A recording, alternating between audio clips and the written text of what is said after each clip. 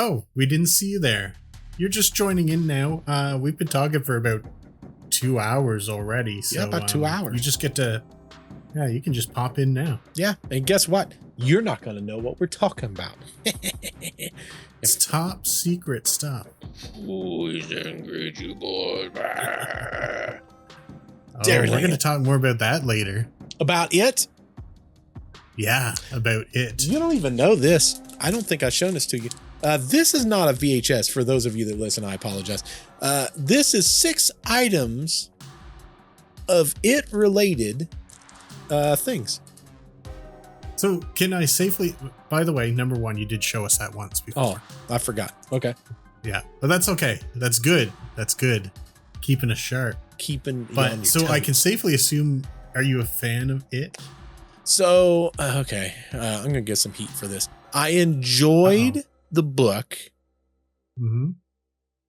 I hated the first movie. I can understand why. Although a lot of people love that. A lot of people love it. That's what I'm saying. It's controversial, but I hated the first movie. I'm like, this is not what the book is.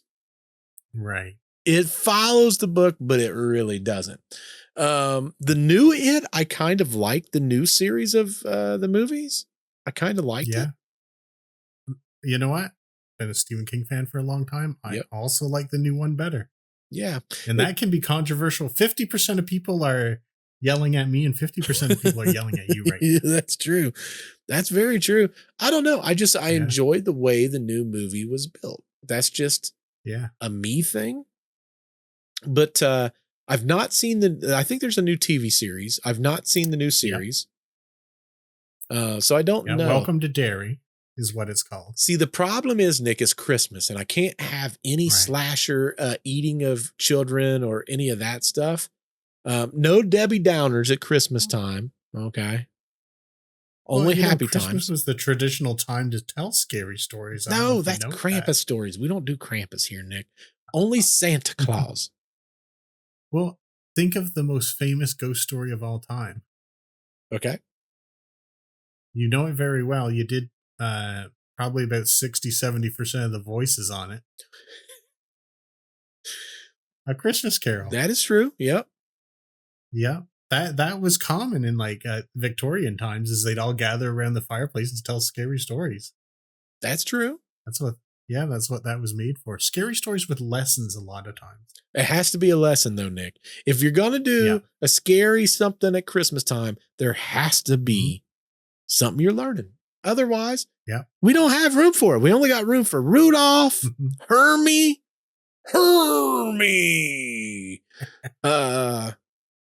Yosemite Sam, the Island of Misfit Toys, Frosty. What does Yosemite Sam have to do with Christmas? Wait, is that his name? What was that guy's name? The guy with the pickaxe. What was his name?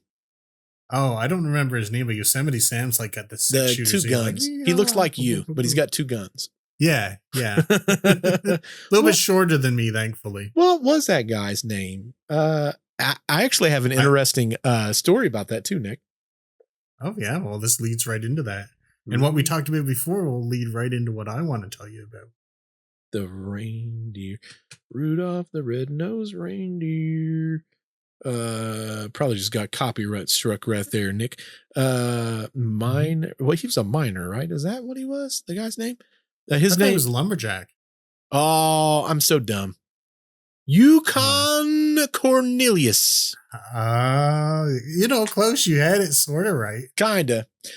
Interesting story. He always throws his pickaxe up in the air and then it would slam into the ice and he'd pick it up and he'd lick it. Right. What was he always looking for, Nick? Because he sung about silver and gold, right? Silver and gold. He wasn't looking for silver and gold. What was he looking for? The actual story, which they cut out of Rudolph the Red-Nosed Reindeer, the claymation, he once found the island of candy canes. Oh. So every time he was picking the pickaxe out of the ice and he would lick it, he was looking for peppermint to try to find the island of candy canes. That makes so much more sense. But they cut it out of Rudolph the Red-Nosed Reindeer claymation. Right. Speaking of like Christmas stories related to that and a little bit of a downer. Here we go. Kids, close your ears. This is a sad one. Yeah. So Santa Claus, who is 100% real, by the way. 100%. And he's alive and everything is cool with him. Everything's going good. So obey your parents and stuff. He has a list. Yeah. And who's on that list? Me? Well, everyone, right? Well, but it's mostly who's me. Naughty and who's nice. Mostly Bert. Mostly me. Are you naughty or nice this year?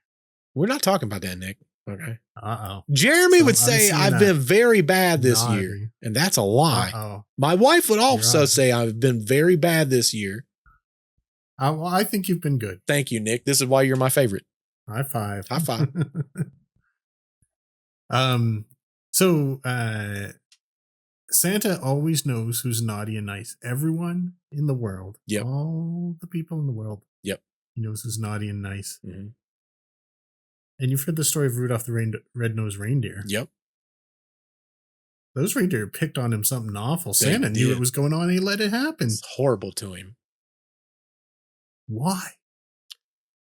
The only thing I can think is back when that claymation came out, Nick. Mm-hmm. Bully mentality was just accepted. That is true. That is true. Did you? Or it could be setting him up for the epic glow up that he had, literally. That could be. Do you know there was a period of time when in Rudolph the Red-Nosed Reindeer, the claymation version that we all know and love, do you know that they never explained what happened to the presents? Or it was only one episode, the very first episode. No one knew what happened to the presents on the island of Misfit Toys. So we know now? The original episode, they talked about them and there was nothing. The people were so mad that the next year they rewrote the story where they went to pick up the toys to give them to the kids. It's one of the good. It was one of the only videos where the public outcry caused them to change the ending to the movie or the show, I guess. You know, and I think that's only happened one other time after that. Probably so. I can't think of many times where that's the case. The only one I know about is how, remember when they were going to put out the first Sonic the Hedgehog movie? I don't know that I do. So they previewed what they were going to have Sonic look like, his 3D model and stuff. Oh, wait, and that's right. People were so outraged. Yeah, they redid it. Revolted until they redid it, and now it looks normal again. Yes. But it looked like something from a nightmare. Correct. That's right. I think you are right. People weren't having that. You know, it's always funny when I hear stuff like that. It's like, good night. Like, how do you make changes like little things like that? Trust me. Can you imagine how much money they wasted on that original prototype too? So much. I think they even did a bunch of the movie with it. Oh, that's crazy. It's a good darn thing that they showed it to everyone before they released it. Oh, yeah. That's just smart. It wouldn't have been good. That's just smart. Sometimes you got to have those panels to know what's going to happen. Oh, yeah. Like they did a wise thing there. No doubt. You know, I know Christmas isn't your favorite holiday, Nick. But do you have? I do like it. Just not as good as Halloween. It's okay. You can say it here. It couldn't be. Couldn't. That's a lie. It is. But like, do you have big plans for the holidays, Nick? Oh heck yeah! I go spend part of it with my mom, part of it with my dad, and then part of it with my friends. So that's cool. It's a lot of traveling, so I'm glad I got good snow tires this year. Yeah, I bet. Is there a lot of snow up there already? No, we had our first real snowstorm like a couple days ago. Oh wow. And it's mostly off the roads now, at least in town. Wow, so that's quick. Yeah. It's fine. It's fine. We're used to it by now. What else we got, Nick? What you got going on? What you got going on in your world? Well, luckily everything that we've said is sort of segue into what I want to talk about, because we talked earlier about it, and like, are you a Stephen King fan in general or just it? Okay, here's where I get in trouble. I feel like I'm going to get in trouble a whole bunch in this episode. yes and no. I think he's got some banger books, and then some of them like, dude, you were tripping on something. I don't know what you were tripping on, but this makes no sense to me. Yeah, and legit he was for a lot of his career. One of my favorite, in fact, my favorite book of all time, he wrote. Yeah. Oh, really? What's that? Hearts in Atlantis. Yeah. The movie, god awful. Book, amazing. He does really well at presenting a certain time era in a certain way that just speaks to people. My favorite one of his is a newer one, believe it or not, called Fairy Tale. Have you ever heard of that? No. Essentially, there's this old fella that hates everyone, doesn't talk to anyone, and through chance, this kid rescues him when he's hurt. It's him and his dog that lives alone in this big house. And he starts helping him. And it turns out that there's more to this old fella than meets the eye. And there's something in his shed that leads to a whole other world. In his shed? And it goes on. Yeah, I don't want to give any more away than that. In fact, I think I might have done too much. Okay. But probably one of the best books that I've ever read in my life. I know for me, Hearts in Atlantis was such an interesting, I've never seen writing like that before. And honestly, I've not seen anything after. And I think what it was, you read chapter 1, you get interested in said character. You go to chapter 2 and you're like, where did that character go? Now that's pretty common, isn't it? Now it's a whole new character, whole new concept, whole new worldview. And you're like, okay, well, now I'm invested. Chapter 3, they gone, brand new character, brand new concept. I'm like, what happened to chapter 1 and chapter 2 people? Right. You read chapter 3, you get invested. Here comes chapter 4. You're like, I swear if they're gone, they're gone. New people, new place. And you're like, okay, this is going to happen every single time. You get to chapter 5 and it's like, well, here's the people from chapter 1. It's like, you made me wait 4 chapters to see chapter 1 again. It's almost like Game of Thrones, really, I guess. It kind of is. But what you discover without giving any of the story away is you're basically watching the timeline of like 4 or 5 different people that all at the end come together. So it's a interesting way to read it. Sorry, I like these so much I get ahead of myself. That's I didn't mean to interrupt you there. With giving away as little as possible, did you know those characters go on to another book? No. Yeah. Are they no longer in Atlantis? Where are they at? They're in the world between worlds. No way. They're in the Dark Tower series. Shut your mouth. That's not true. That's true? That is true. I've never read that series. Me neither. All the books? I only read about it. I've not read any of that series. I've not read any of it either. People rave about it, man. Didn't he just write on that book again? Like, didn't he just write another? I'm pretty sure he did. I'm about to double check this. Yeah. But apparently people tell me that that's their favorite series of all time. And I just have not read it. And I don't know why. Everyone talks about it from a standpoint of I don't know if he was on something at that point in time, but they talk about how it's so significantly different because it's almost like it's not even him writing, is what they say. It is the series that ties together every other world and novel that he's done. Did you like The Stand? I don't know if that's the book I'm thinking of. What's the I'm gonna say something without giving away the story. Is that the one where the sheriff was Is that it? No, that is, oh, what is that called? Is that Desperation? That's it. Yes. So the Stand is really odd because it gets like kind of religious on it. It's where the flu kills off most of the population. And then one side is good people who gets called to one place. That's the one with the virus, right? Yeah, that's the one. Yep. I know what you're talking about. I read that one too. Yeah. You know, that one lost me like 20 some chapters in probably.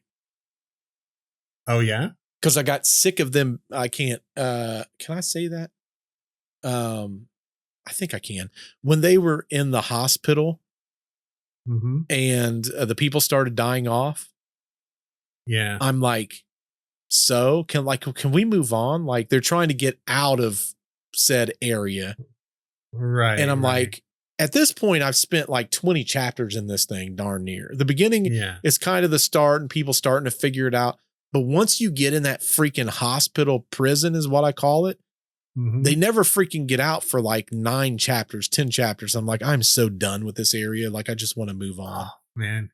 It's kind of a shame because, and the movies do this, is they sort of go right to after that, which is where the main story starts. And, you know, it's pretty old now. So I'm just going to say this. Basically, at night, people start having dreams, and they have dreams of one of two people. Either Mother Abigail, who lives, where was it? In Colorado somewhere?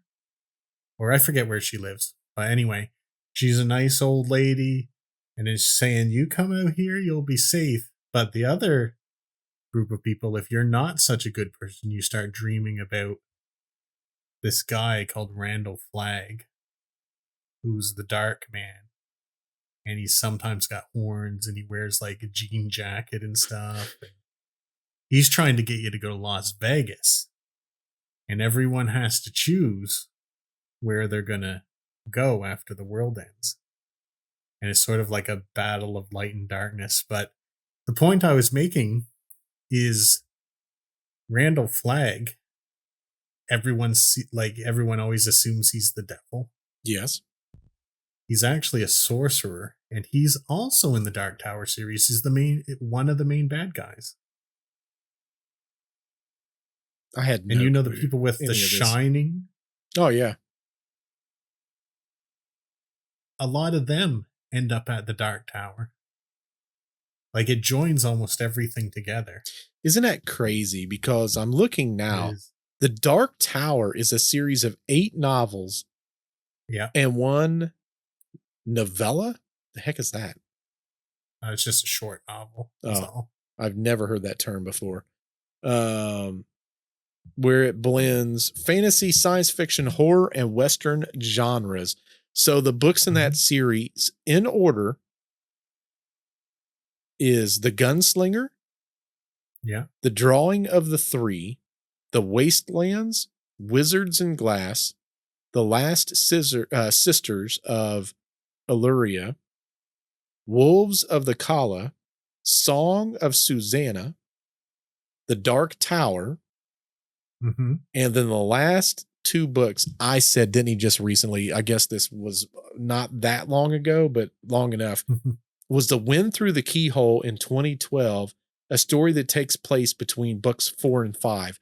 I knew that he went and filled in something that he didn't want there to be a space of. So I knew that was a more recent thing. So I guess that was 2012. I thought it was like 2017, 2018 or something, but it was later than that. Yeah. That's insane. This is sort of the longest build up to a story that I've ever done here. But it's all kind of important because I was watching Welcome to Derry, and it sort of shows the history of it in Derry, Maine. And, you know, it fell to earth from the outer dark.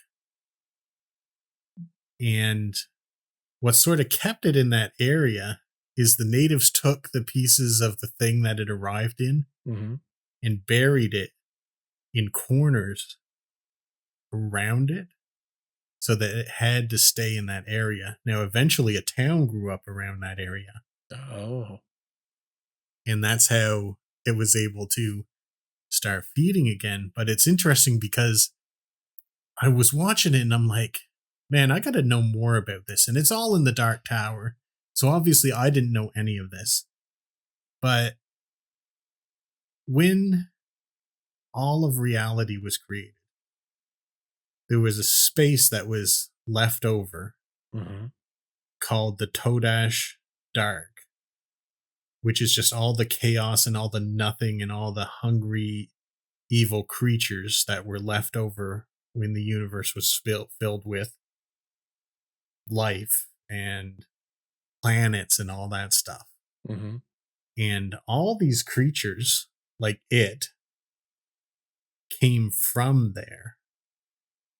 See, and I always thought it's been out forever. I always thought Hearts in Atlantis, the reference to the being, I always thought that was something like it.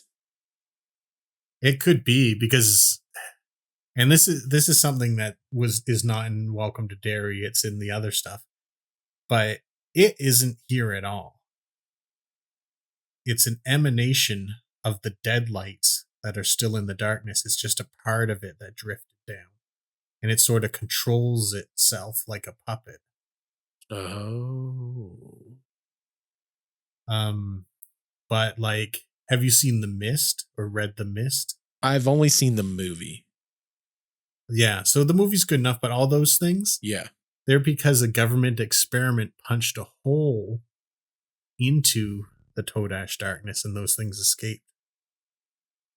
Now, how things get from different worlds to the others, because there's like a whole bunch of worlds, is the Dark Tower connects all the worlds together. Oh, that's that interesting. series is about Randall Flagg from The Stand trying to destroy the Dark Tower, and the only way they can do it is by using people who have different levels of the shine.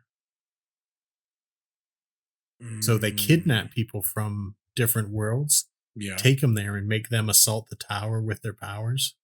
Oh. And if the towers ever fall, everything collapses into darkness and there's no life anymore. It's just all things like it, all things like those creatures in the darkness. Oh, that's crazy. Isn't it? So obviously when I found all this out, I'm like, how did he come up with this stuff? And I'm like, okay, first thing, how do creatures get out of the darkness or travel between worlds? Yep. And there was an answer for that. He made an answer for that. It's called things called thinnies. And that's doorways or portals that can be used to traverse time and space. And creatures or people with the shine can sometimes use them. You know what that sounds like? What's that? Stranger Things, kind of. It does, doesn't it? And what else does it sound like? That story we did, which I keep forgetting the name of over and over again. Which that one? Stranger Things was based off of. Oh, the Montauk Project. The Montauk Project. Sounds like that, right? Yeah. Well, in Stephen King's book, the Arrowhead Project is what punched a human-made thinny that let all those creatures out in the mist. And they came along and took care of them after a while. But these thinnies are how things travel, and it's kind of magical. It's like a magical kind of thing. But there's certain points where you can get to them, just like Stranger Things, you know, just like it, just like all the Stephen King things. And I got into this rabbit hole and I was digging deeper and deeper into it. And I'm like, did he base this off of anything? And it turns out there's something very, very interesting in your country, of all places. Well, a lot of corn here, Nick. Mm-hmm. Well, it's a little further from you. It's like in the mist, but it's corn. How far is Carolina? It's right below me. So this is in Jackson County near Cullowhee, North Carolina. Yeah. Have you heard of this place? No, but it's North Carolina. It's only like 7 hours from me. Okay, well, this might be interesting for a day trip one time. They have something called the Judaculla Rock. Have you ever heard of this? No. So this is something that they've found that they're estimating could be up to 5,000 years old. And it's a rock that I'm going to show you an image of. It's pretty large. You can't tell by the image, but it is a pretty massive stone. For a second, I saw my 3D print that I sent you. I'm like, it looks just like my 3D print. It does. That's what made me think of this. Man, it's crazy. So you see that rock there? Yeah. So that rock, let me get you back up on screen here, is somewhere around 5,000 years old. It's in Jackson County near Cullowhee, North Carolina. And it's got some interesting properties. There's over 1,500 glyphs carved on this stone. Mm-hmm. It's about 16 feet across and 11 feet wide. So not terribly massive. It's not like a cliffside or something like that. But it's one of the largest pteroglyphs east of the Mississippi. Mm-hmm. Now, a lot of people were like investigating it, and they're like, well, this is like, I think it was Cherokee. Yeah, Cherokee area. But these don't look like the traditional carvings of the Cherokee people. Like, we've got nothing to compare this to. Mm-hmm. And the Cherokee say, and here's the quote, this was not made by our people. Judaculla made the carvings. So I dug deeper into that, and Judaculla was a tall humanoid creature with 7 fingers that leapt from a mountain, aka fell from the sky. Yeah. Who landed on this rock and scratched 7 channels in the rock when he landed. He was a tall, skinny fella with elongated arms, 7 fingers, and a larger, baldish head. Now, he eventually carved on this stone all these different things on here, and the Cherokee sort of kept their distance, but they knew Judaculla. He was there before their people. It's older than memory, is what it was. And the oral traditions of the native people is actually very, very good for history. Yeah. But he had mastery over animals. Certain parts of the mountains he would not let people enter. He was able to teleport, leap very high, and move between worlds. So that's kind of an interesting part. This stone, eventually, when people would have contact with Judaculla, said it was a doorway to the spirit world and beyond. Oh, wow. So basically, when he leapt from his mountain home, which was just he fell from the sky, he started to carve this. And the rock has a number of symbols on it. There are weird stick men who have elongated limbs like him and have large heads, as well as hybrid beings are on there. It has maps of constellations such as Orion and the Pleiades in detail that can't be seen with the naked eye. What? Yeah, and the boulder is also segmented, supposedly that it has gateways to these different locations. And Judaculla eventually opened a gate there and left from it. But eventually, in 500-year increments, new carvings would appear on the stone.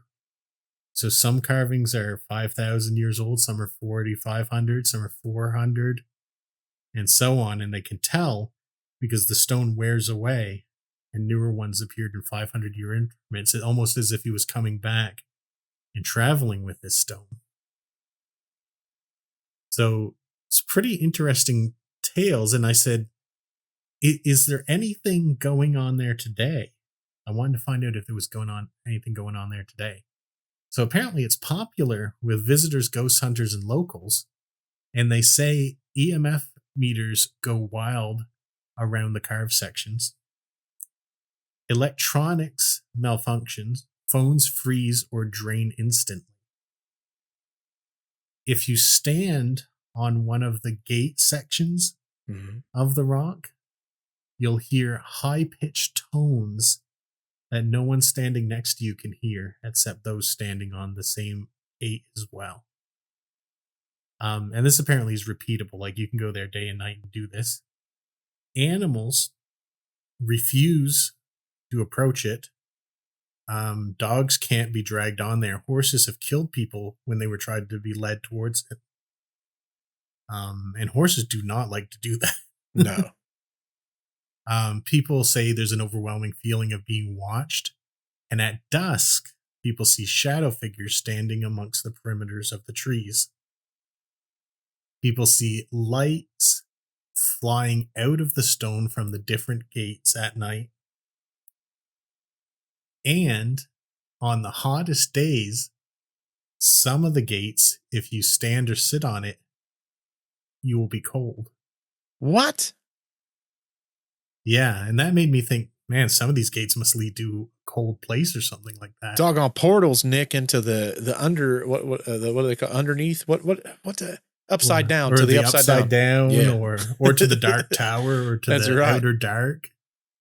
And people who go there just feel like they're out of place and time. Visitors claim minutes feel like seconds, and sometimes seconds feel like hours. It's crazy. So basically, this sounds to me like an alien who could traverse through this stone, and usually every 500 years or so comes back to check on what's going on, carve new instructions on there. Isn't that nuts? The thought process.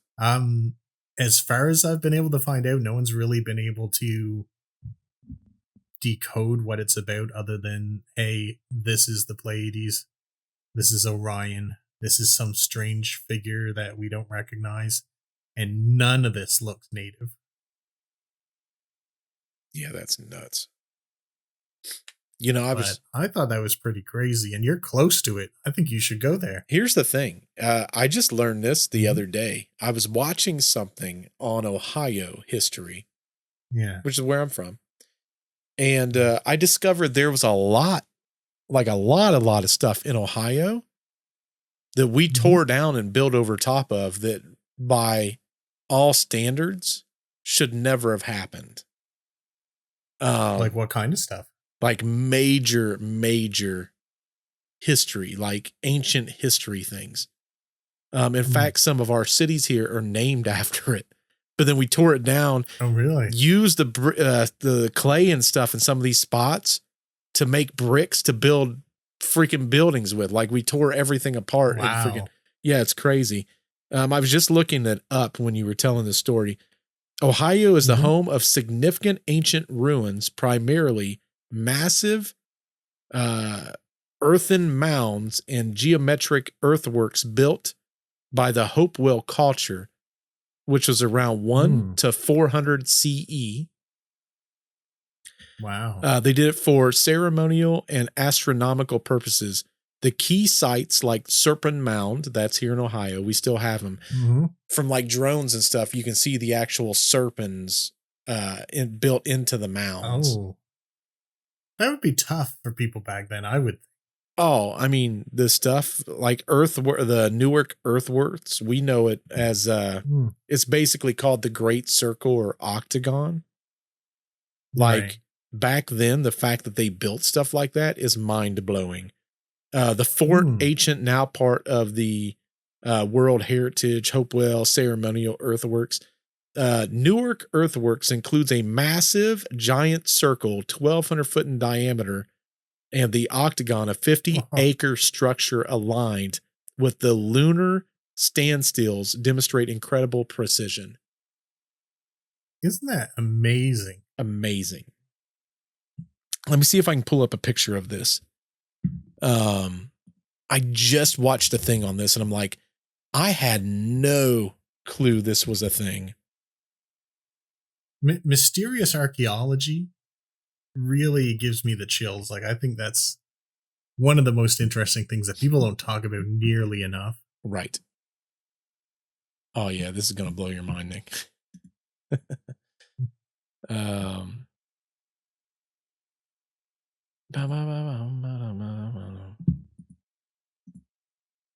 Save image as, and I'll try to include some of this for some of the folks that's watching at home, just because I find it so fascinating. Also, if you want to know about these glorious Ohio things we got, that's the wrong one. That's the wrong thing, Nick. No.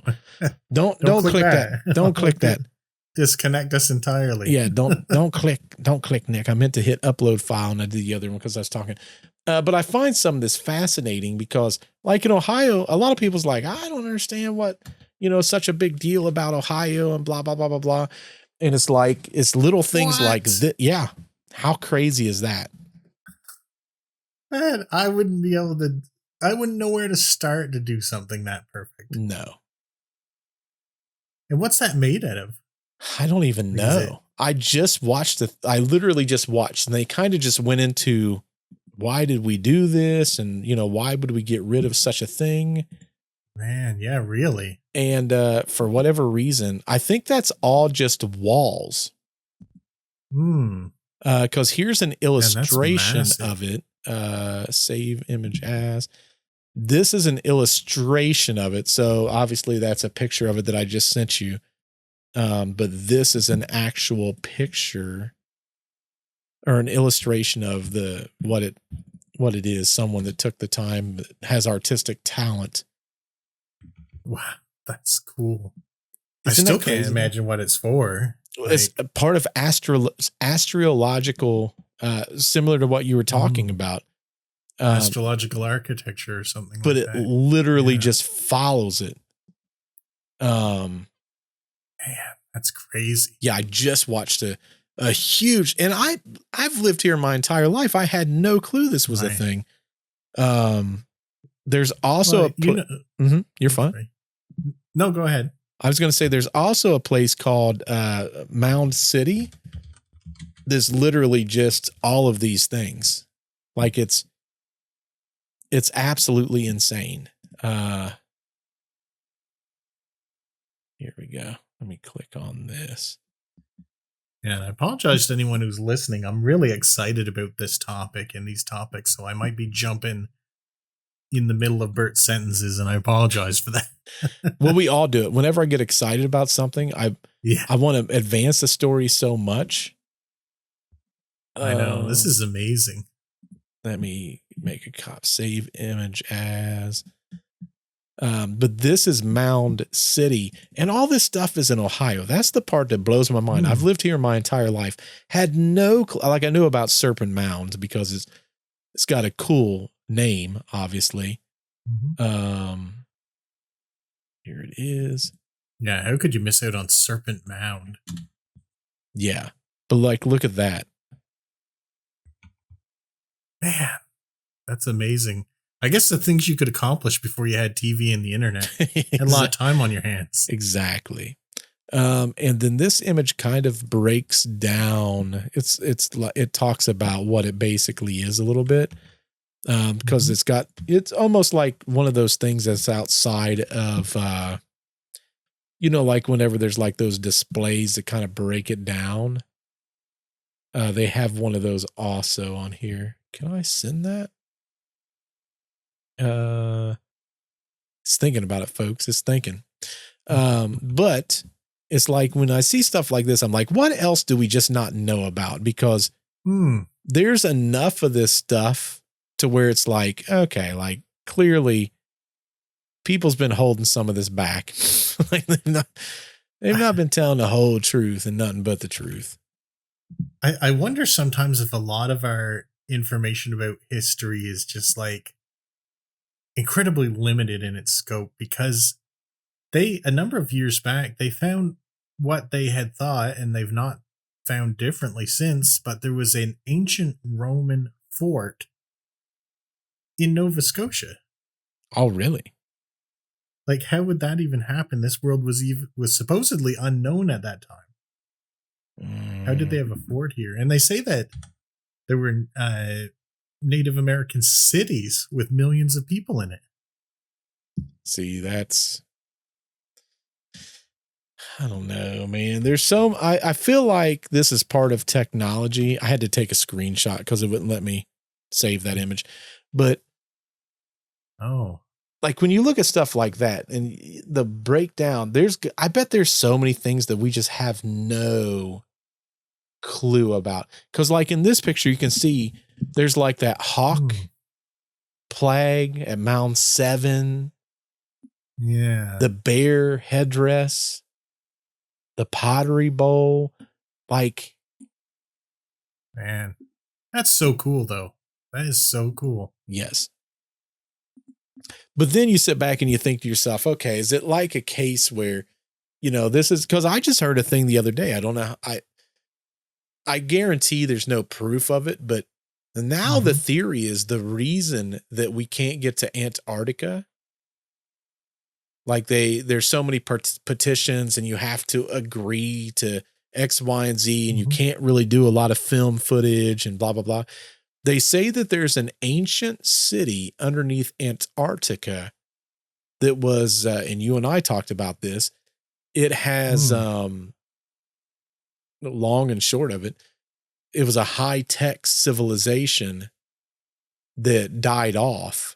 And the reason they don't let people up there is because they found bits and pieces of this civilization with technology far advancing even our own. What an adventure that would be if you were the ones to discover that. They say that's why all the countries have agreed that Antarctica cannot be claimed by any other country to go and explore. And that's also why it's so heavily militarily guarded. I got to figure out a way to get down there. and not that remote viewing stuff we talked about before. I got to sneak in there somehow. Well, one of the things that they talked about, and I found this fascinating too, is on the same thing because they was talking about technology and how technology is the way that it is and how the moon is so odd because it's tidally locked. And one of the things that they talked about was Mars. Mars used to be just like Earth. It had lakes and water and land. It was basically Earth. Something happened that then caused some type of cataclysm. And they believe it's something the theory is, and of course people's going to be like, that's the craziest thing I've ever heard. What they think is that there was a war between what's now Earth and Mars. So Martians on Mars is like basically descendants of us or vice versa. Right. They had a nuclear war and it killed most of the parties here and it killed off everybody on Mars. So we win. But yes. But what they're saying is the reason that they find nuclear isotopes on the moon is due to that nuclear war between the two different planets.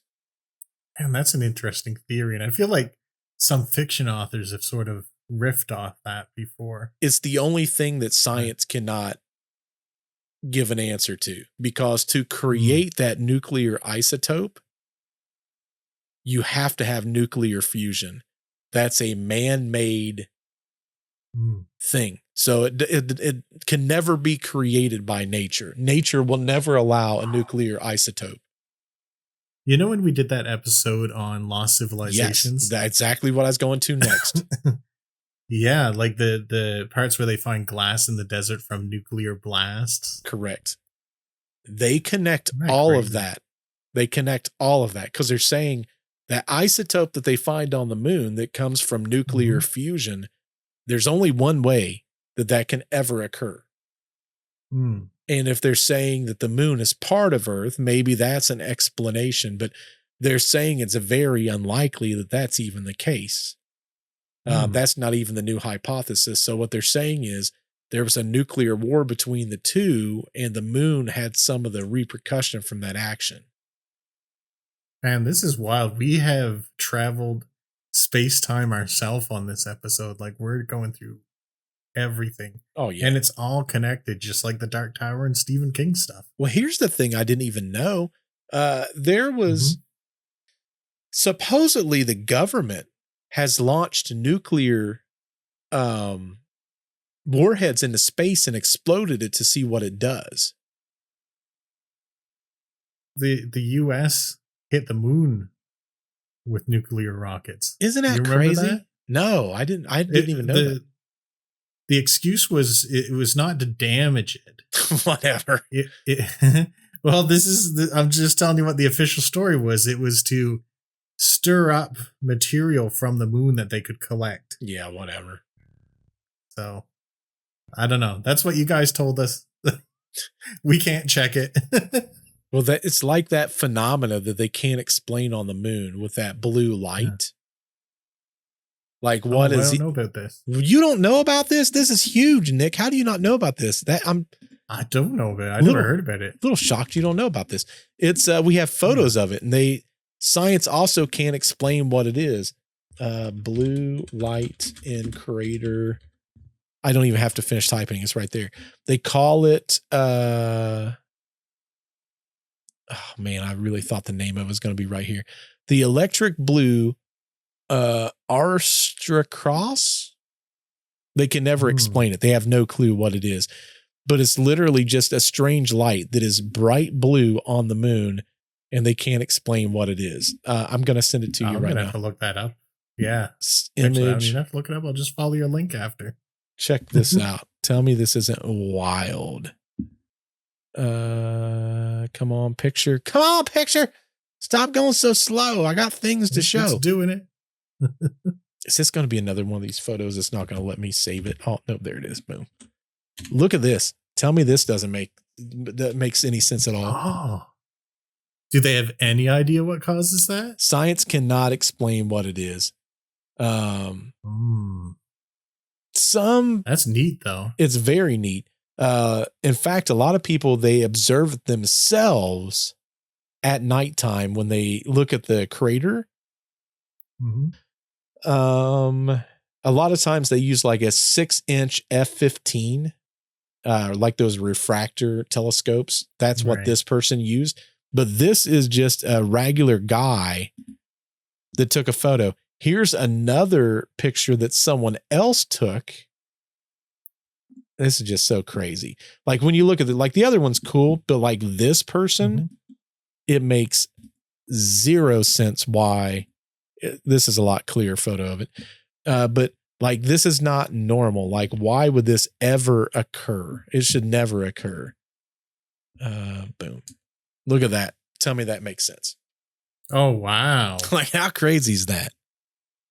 Man, you know what that looks like? Either one of those openings on the Death Star. Right. Or like an exhaust from a ship, like a spaceship, you see, or something like that.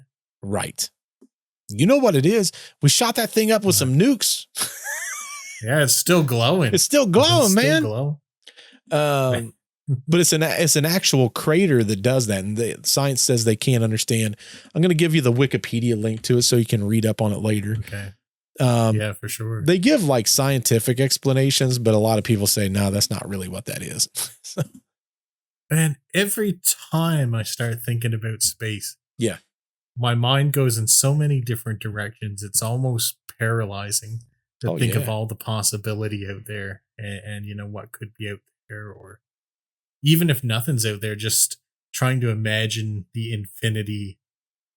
What is endlessness? Like, how is that even a concept? Well, I think the problem is, at least in my mind, it's like when we talk about ghosts, right? Or cryptids or whatever it may be. There's always that subset of people that goes, yeah, right. Okay. You must be stupid if you believe that. But it's like, if you've spent your entire life in a bubble and you said, there's nothing else but us and we're the only things. And I'm sitting there thinking, because here's the thing, right? Like, anyone can say what we did was fake. Clearly, you guys faked it, blah, blah, blah. We were there. Yeah. And not expecting it, by the way. It was a little bit off-putting. I legit had a guy. I just went to a Christmas party this weekend. Or this last weekend. And somehow it came up, and I talked about, we just did this thing in New York.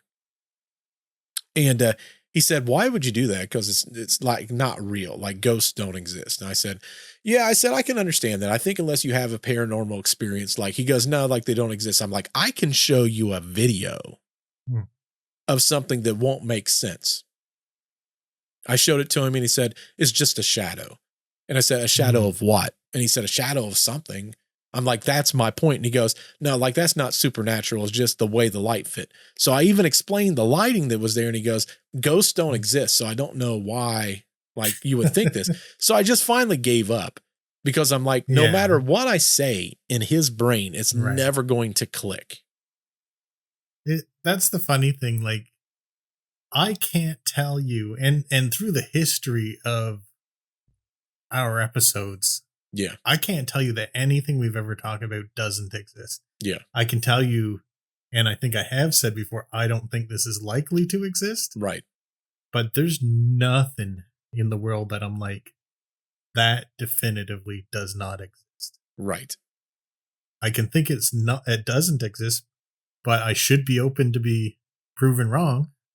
It reminds me so much of, like, that Nevada, where that, what was it, 2 years ago, maybe a year ago, 2 years ago, where whatever that was crash landed into the backyard of that couple, and they called the police. The police watched something from the sky. It's on their dash cam falling from the sky in that neighborhood. Couple calls, says, hey, we got this thing. The cops go there. They go there. They talk, and they're like, I don't know what this is. I don't necessarily believe in this. Whatever this is set, what do you say, 8 to 10 foot tall. It walked around our backyard, blah, blah, blah. The body cam footage goes all the way to the yard, and then it's retracted from existence until they come back out of the backyard. And they say they do that for the protection of the homeowner. BS. You have body cam of everything in life, but you're telling me this person's backyard can't be on or in the public. What? It's too dangerous to look at someone's backyard. That's my point. It makes no sense. Everything that's questionable gets retracted for whatever, right? Yeah. It's like when we talk about here's a great, even the Nevada case. In the video, they open up the gate, and I think I even zoomed in on this.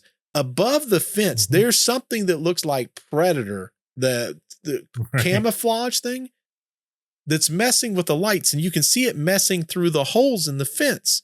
And everyone goes, it's just a camera glitch. And it's like, come on, folks, camera glitch. Really? This is what we're going with? It's no different than the footage we captured, right? Right. It's just a shadow. Okay, of what?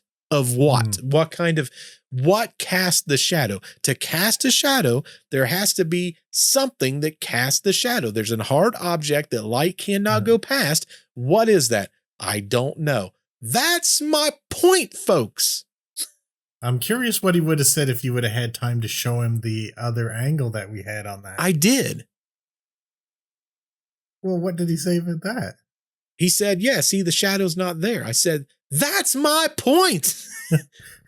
That's my point. And he goes, it's just a different camera. Time. Yeah.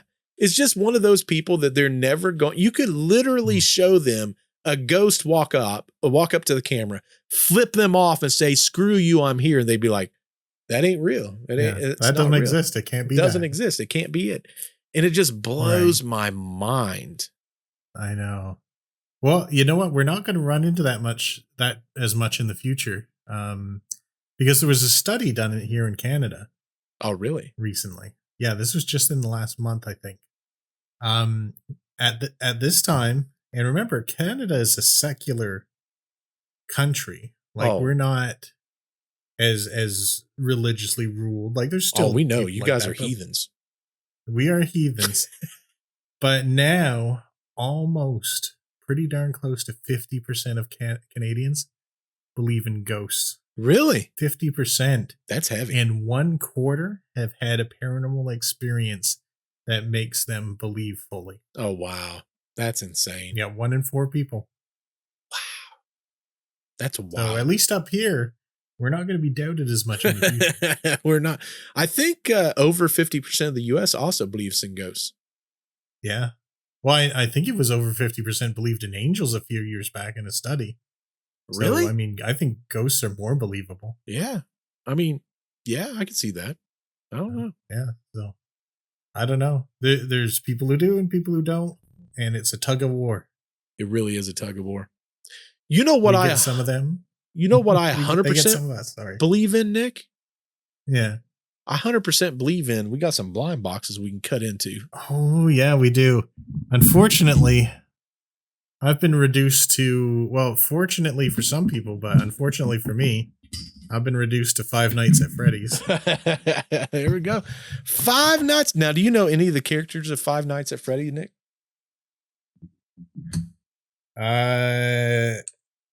No, not really. I guess that bear one was in the movie, wasn't it? Or I guess they were all in the movie. I think they all was in the movie.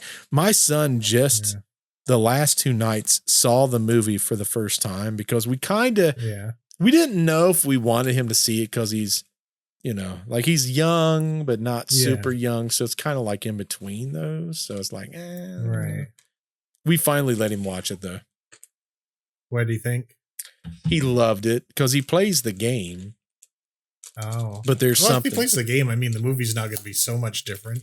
My fear was that I would have to pay a therapist for something, and I'm like, I don't know. I don't know that we have enough money to to pay for therapists for all of my children.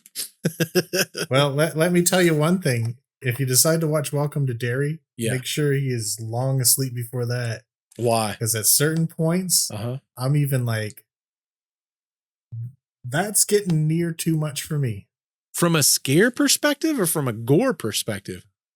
Gore perspective. Really? And how realistic it looks. Yeah. Oh, wow. And you watched that one dude.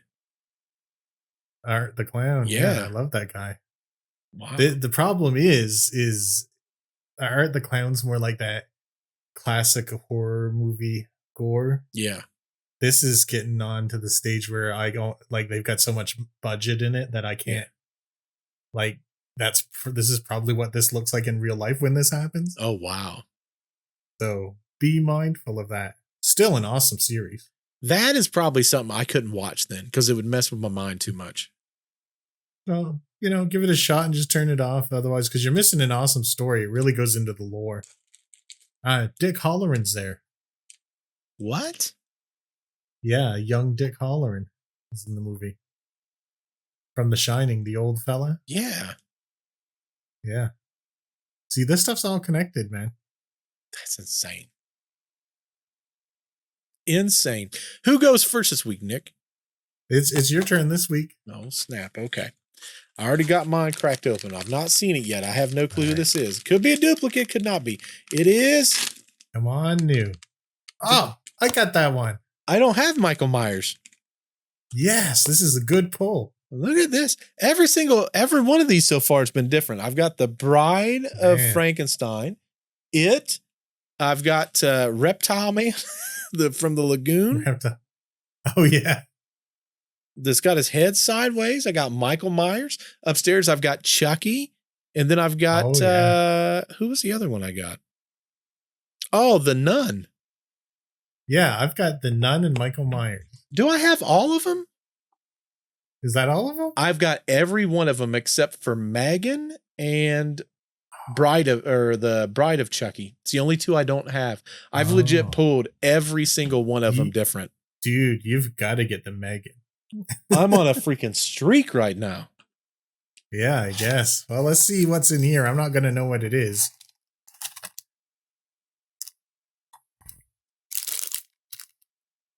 Oh, what's going on here? Is this taped? The question is, are we going to know who it is? I've played Five Nights at Freddy's, but I can't ever remember their names. Oh, he's got the blade out, folks. Blade of Destiny. What will it reveal? Okay, so you might know who this is. Oh, I know who this is. It's like literally the only one I know. Hold on one sec. Oh, he's a little more rare. He's 1 in 12. It is Freddy Fazbear. Yeah, look at that. See, I did see him in the movie, so I do know who this guy is. Oh, did you see the movie? I did, but I think I was kind of nodding off, so I don't really know what happens. I'm going to have to watch it again. Did you see the second movie? No. Is that out already? Yeah, it's out. Oh, okay. My daughter just saw it last weekend. Yeah, what'd she think? Hated it for some reason. I don't know why, but she hated it. Did she like the first one? I don't think she ever saw the first one. Oh. This might be for kids, kind of. Well, all of her friends went. Oh. I think it's like one of those things like let's use as an example, like I grew up with Mario Brothers. Right. So to watch Mario Brothers, the movie, though it's not necessarily my demographic of movie, I would still watch it because I'm like, oh, that's a good memory. You know what I mean? It's funny. I have obviously when we were growing up, Mario was brand new. It was the biggest thing in the world. Oh yeah. All that stuff. And I remember years and years later, someone was telling me their kid was obsessed with Mario. And I'm like, still? To this day? Some things just stick with you, Nick. Yeah, I guess they do. Man. Like the topics we covered today, those are gonna stick with you. You're gonna have dreams and nightmares about that. That's right. You're gonna sit there and think to yourself, why am I dreaming about Stephen King right now? I probably will dream about Stephen King. I do have to tell this funny story before we leave, Nick. So you know, I got this ring. I call it my sleepy time ring. My dreamsicle. Okay. Which by the way, someone just warned me, man, they was freaking out in our comments on last week's video. Oh, freaking out. The ring? Yes, dude. It's freaking out, man. Straight freaking out. I've never. What's their problem? I'll read it to you. I'm sure they meant this in a nice way. That stone is something you don't want to go through, bro. As someone who has used them before, they are dangerous and attracted evil and attract, they said evil twice. There's no protection. You're leaving yourself vulnerable. Wait a minute. Mm-hmm. These rings can attract evil? Apparently so, Nick. Nick's like, yes, mine's coming. Mine's got to be here almost soon. I actually, it's funny because I looked it up because I'm like, is there any truth to any of this?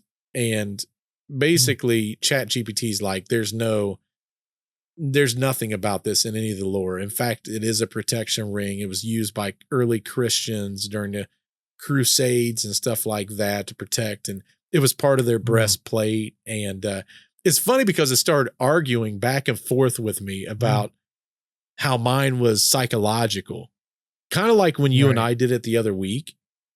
And it pissed me off so bad. I'm like, you know what? I'm going to prove a point to this thing. I said, forget about this entire ring situation.